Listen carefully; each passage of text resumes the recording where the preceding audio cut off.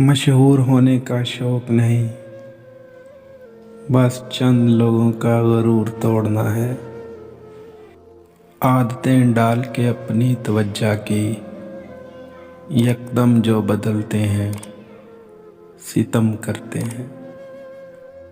हम किसी से मोहब्बत करना बंद नहीं करते, बस उसे बताना बंद कर देते हैं।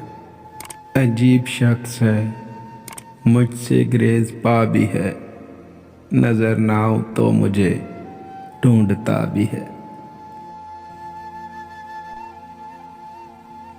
ये वक्त भी गुजर जाएगा, जाने वालों को रास्ता दीजिए, वास्ता नहीं। कोई मुनाफ़िक़त सिखाओ मुझे, रिश्ते निभा सकूं मैं भी।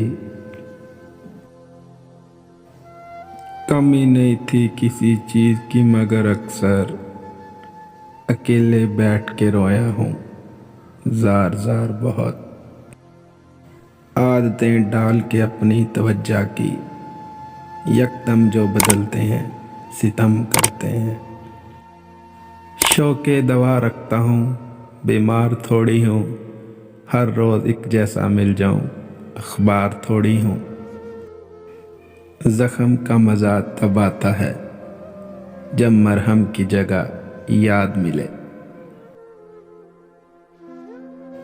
बड़ी ठोकरें खाकर समझदार हुआ हूँ, अब मैं दिल की बातों पर तवज्जो नहीं देता।